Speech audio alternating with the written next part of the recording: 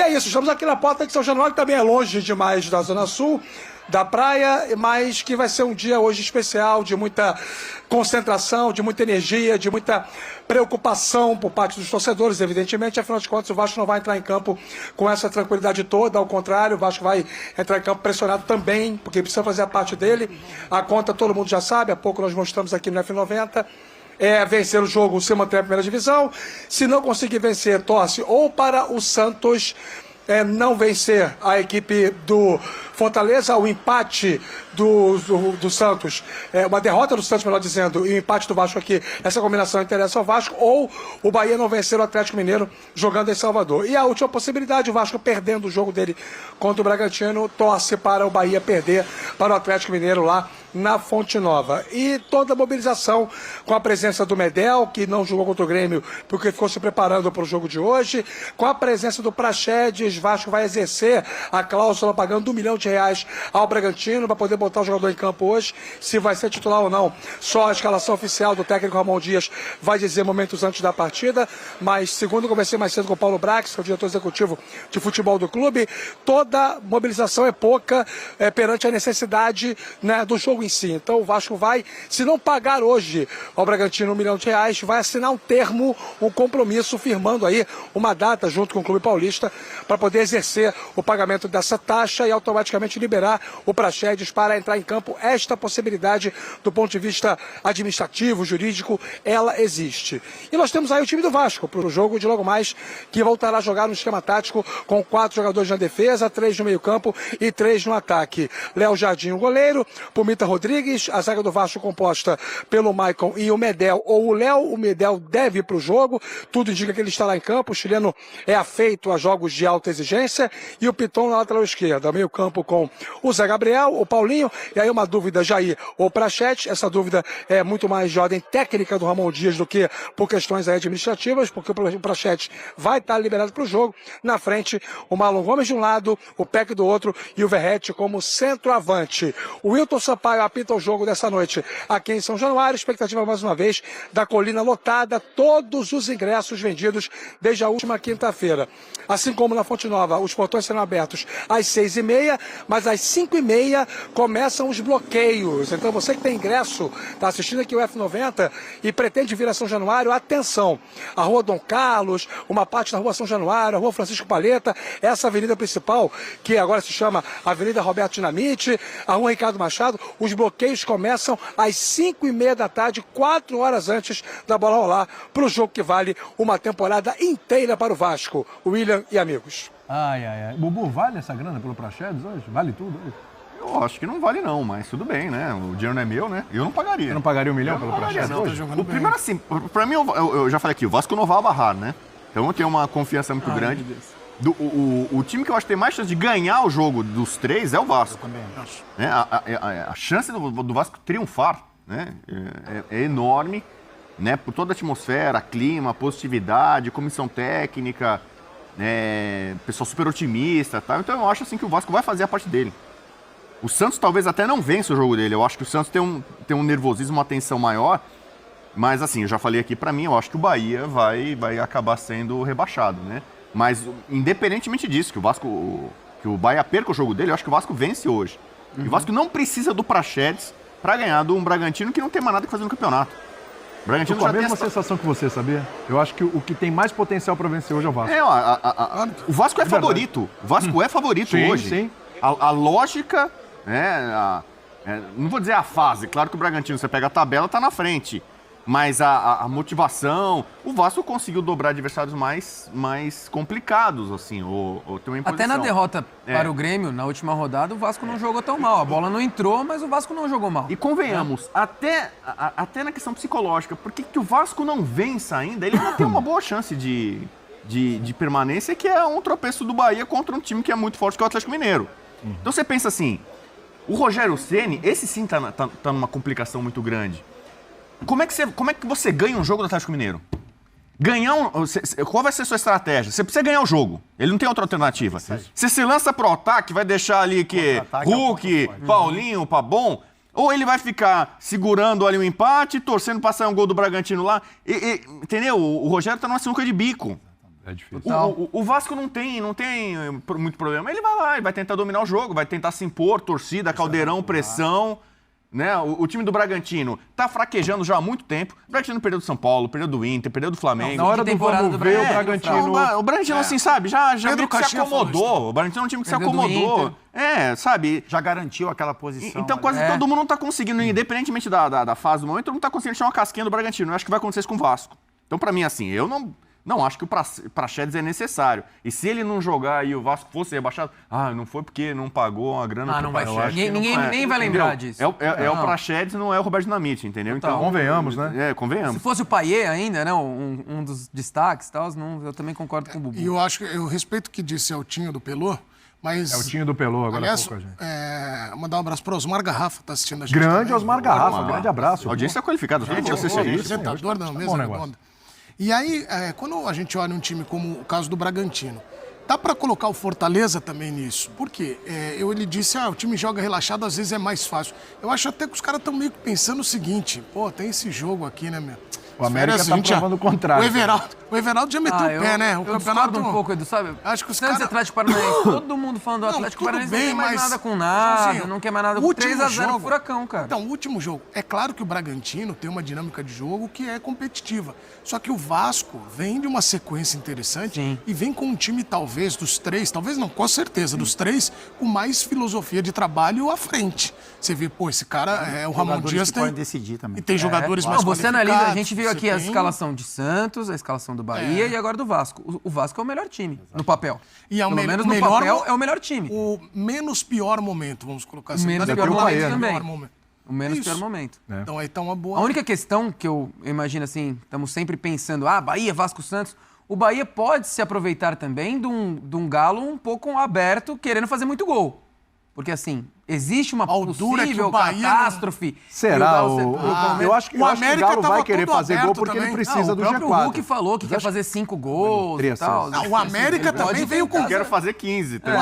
O América... Mas ele é o Hulk, né? Mas o América também veio com tudo, querendo jogar. O Palmeiras não vai E deu espaço, o Bahia não conseguiu, não teve competência de fazer. O Bahia criou muita Palmeiras não Mas não finalizou. Foi um absurdo que o Bahia perdeu cada gol. O Ademir perdeu Incrível. um gol. O Ademir é sacanagem. Inominável. Perdeu é sacanagem. Ô, Rafa, eu queria te ouvir sobre essa questão do Praxedes aí, viu? Se vale a pena, 1 milhão.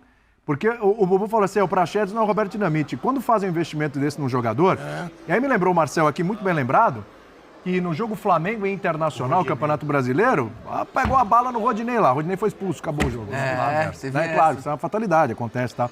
Mas aconteceu. Assim, precisava, que nem o Rodinei e tal, depois no Flamengo foi bem e tudo, mas, cara... Precisa isso pro Praxedes? É o cara que realmente vai fazer a diferença? É um desespero? O que é isso, Rafa? Eu acho que não precisa. Eu tô com o Bubu no sentido conceitual. Eu parto de uma lógica que é a seguinte, William. O futebol profissional, as decisões técnicas, né, as decisões sobre aproveitamento de jogadores, elas são tomadas pela comissão técnica. Provavelmente o Ramon Dias disse para o Paulo Brax, olha só, eu preciso desse jogador. E aí você resolve aí se vale a pena pagar 1 milhão ou não. E o Paulo Brax, para não correr o risco de depois ter jogada contra ele uma realidade oposta àquilo que o Vasco planeja, resolve correr o risco e pagar 1 milhão. Analisando monetariamente, o Praxedes não vale 1 milhão por um jogo. Aliás, pouquíssimos jogadores valem 1 milhão por um jogo.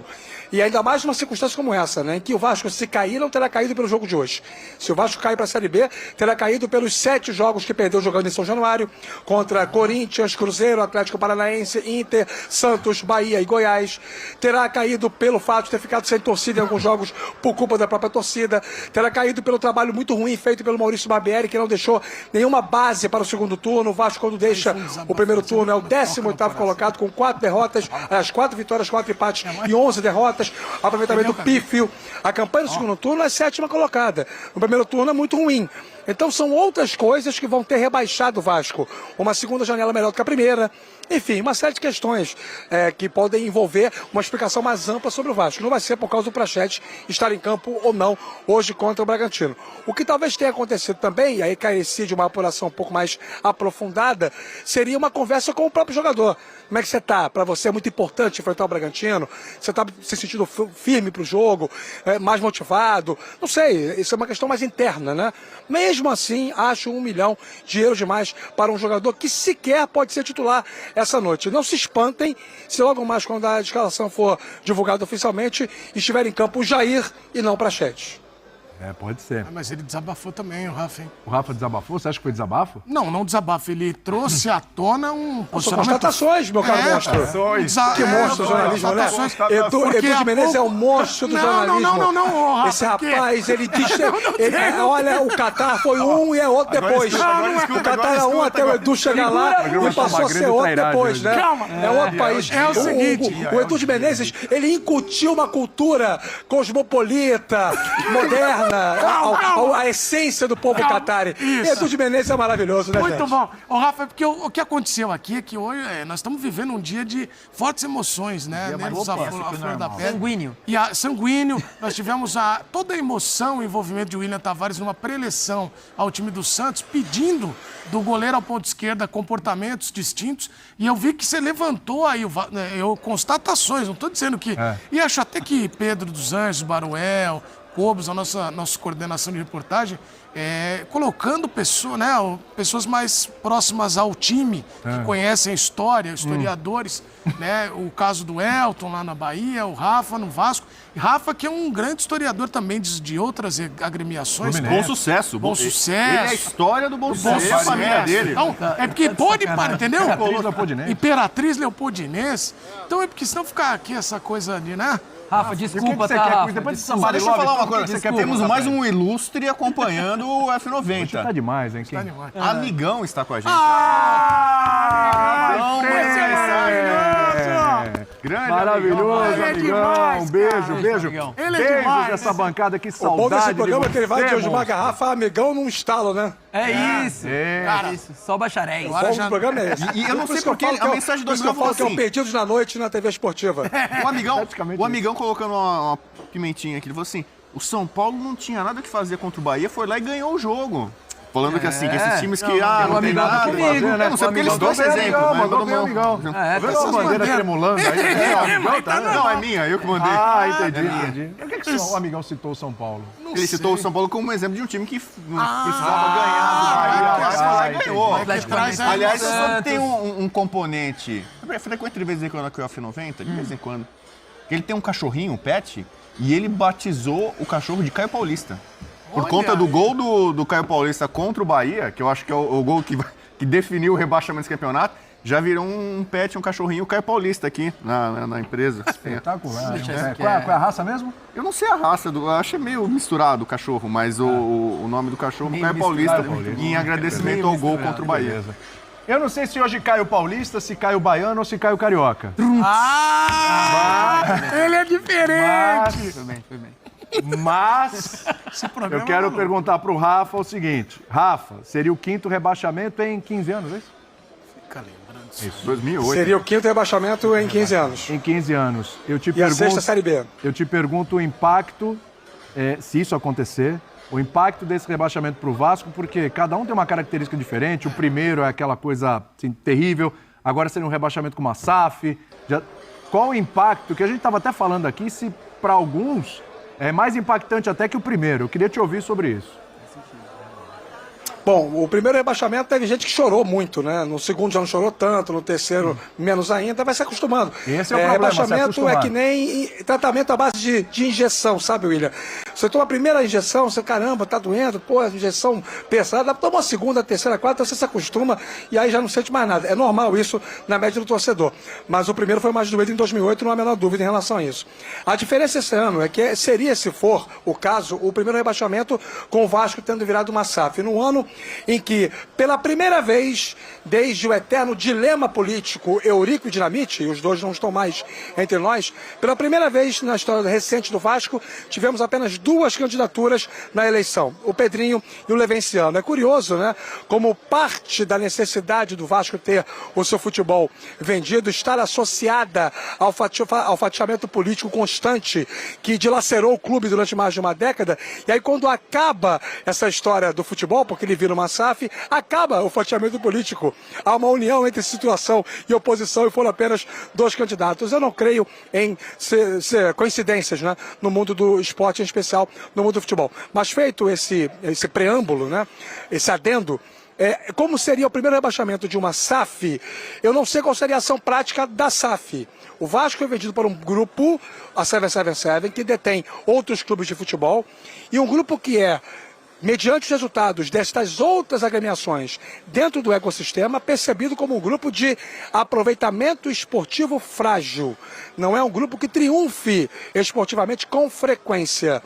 Se acontecer essa queda, vai ser necessária uma atitude diante de uma realidade de um clube gigante como é o Vasco, com milhões e milhões de torcedores mundo afora.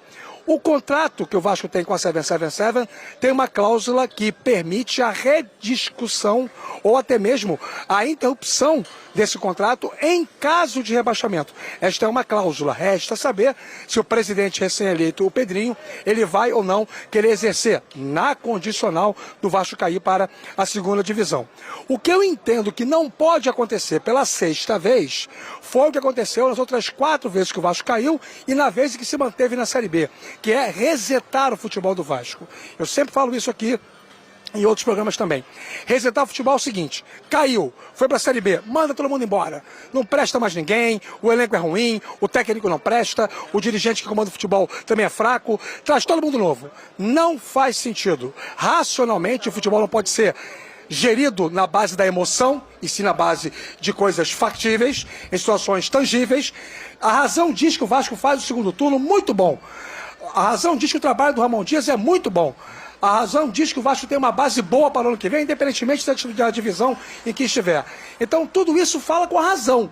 Se nós estamos lidando com uma empresa que trabalha com resultado e uma empresa que não tem nenhuma correlação com as outras vezes que o Vasco caiu, é de se imaginar que a razoabilidade indique a manutenção do trabalho, que é o que tem que ser. Mas não há nenhuma garantia que isso aconteça, até porque é uma instituição gigante, centenária e com milhões de torcedores apaixonados, e o presidente recém-eleito que pode tomar uma atitude diferente. Perfeito. Rafa, vou te liberar com o que a gente tem feito com os repórteres aqui, né? Boa sorte mais tarde. Boa sorte. Não pega não, hein, Rafa? Aí, tá? Não, eu fico disponível até mais tarde, eu volto logo mais no UFC, no Esquenta para a partida, depois eu vou para a rádio para poder comentar o jogo, né? A transmissão da Rádio Globo CBN também. Eu vou sair daqui hoje por volta de 1h da manhã, mas não tem problema. Ficar muitas horas aqui, nesse local, fala bastante sobre a minha história de vida, viu, William? Um abraço a todos, hein? Traz a tona! Ninguém resiste a esse programa. Resiste. Ninguém resiste a esse programa. A pessoa fica... o Pedro Ivo fala a verdade. A pessoa tem uma linha tranquila, pós-graduado, mestrado, o cara é gigantesco. Aí ele tem a linha de conduta... Ali, tranquilinho. Vem pro F90, isso tudo é rasgado, faculdade, pós-graduado. Aqui a gente acaba Ficou lindo o seu enquadramento aí, viu? Ficou lindo o seu enquadramento aí. Beijo no coração, meu amigo. Você é maravilhoso. Salve, galera fanática pelo Brasileirão. Estamos aqui para falar sobre o embate que promete sacudir as estruturas, Bragantino contra Vasco. De um lado, o Braga em busca da tão sonhada vaga direta para a Libertadores de 2024. Do outro, o Vasco, que só depende de suas próprias forças para se manter na elite do futebol brasileiro. Preparados para essa batalha épica? O Bragantino entra em campo com um objetivo claro: garantir a vaga direta para a Libertadores do próximo ano. Atualmente na 6ª posição, o time acumulou 62 pontos ao longo do campeonato, com 17 vitórias, 11 empates e 9 derrotas. Cada lance será crucial para definir o futuro do Braga na competição e a ansiedade está lá no alto. Por outro lado, o Vasco, após uma derrota para o Grêmio, quer se reerguer. A equipe cruzmaltina precisa da vitória para assegurar sua permanência na Série A. A diferença é mínima, apenas um ponto separa o Vasco da zona de rebaixamento, e a pressão está nas alturas. O último jogo mostrou maior posse de bola, mas falhou nas finalizações. Agora, é hora de corrigir os erros. As expectativas são enormes para esse confronto, com ambos os times buscando objetivos cruciais nesta reta final do campeonato. Quem será que vai sair por cima? E aí, torcedores, o que estão achando dessa partida decisiva entre Bragantino e Vasco? Quem vai levar a melhor? Deixem seus comentários, não se esqueçam de se inscrever no canal para mais conteúdos como esse, e, claro, mandem aquele like se estão ansiosos por esse jogão. Fiquem ligados que até a próxima rodada, a emoção continua.